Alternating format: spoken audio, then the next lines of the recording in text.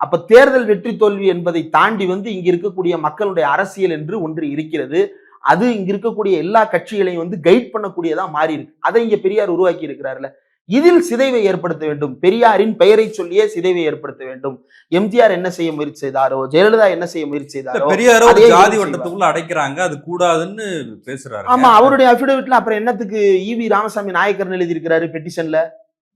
அவர் சரிங்கிறீங்களா? அது ஏத்துக்கிறீங்களா? அவர் தாக்கல் செய்த ரிட் பெட்டிஷன்ல ஈவி ராமசாமி நாயக்கர்னு எழுதி இருக்கிறாரு. கரை ஓ மேல இருக்கு. அந்த கரையை முதல்ல தொடச்சிட்டுவான்னு நான் சொல்றேன். ராமசாமி நாயக்கர்னு இன்னைக்காவது திமுக எழுதி இருக்கிறதா? திராவிடர் கழகம் எழுதி இருக்கிறதா? அதிமுக எழுதி இருக்கிறதா?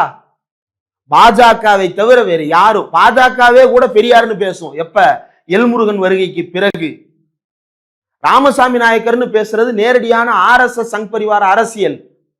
அதை யாரு செய்தாலும் கண்டிக்கணும். அதை திமுக செஞ்சதா? இல்ல. சரி, ஆட்சியில் இருக்கும்போது TNPSC கொஸ்டின் பேப்பர்ல வந்துருச்சு, அதை கண்டிங்க, ஓகே. ஆனா நீ ஏன் இதை எழுதி இருக்க? உன்னோட ரிட் பெட்டிஷன்ல எப்படி ஈவி ராமசாமி நாயக்கர்னு வந்துச்சு? அதுக்கு பதில் கேட்டோம் அப்படின்னா, அந்த படத்துல எப்படி எழுதியிருந்தாங்க தெரியுமா? அந்த காலத்துல எப்படி எழுதினாங்க தெரியுமா? 1910 பெரியார் பேரை எப்படி எழுதினார் தெரியுமா? அப்படின்னு சொல்லிட்டு பழைய கதைகளை உருட்டி கொண்டு சம்பந்தம் இல்லாமல் பேசுகிறார்களே தவிர, நீ ஏன் அப்படி எழுதின? ஏன் எழுதினாங்கன்னா எனக்கு பதில் தெரியும். விஜய் அபிடவிட்ட படிக்க போறது கிடையாது. அவருக்கு அந்த ரிட் பெட்டிஷனை பற்றி எந்த விதமான கூறுவாரும் கிடையாது. அதை யாரோ ஒரு சங்கி வக்கீல் எழுதி கொடுத்தாங்க, இவங்க போய் தாக்கல் பண்ணிட்டாங்க.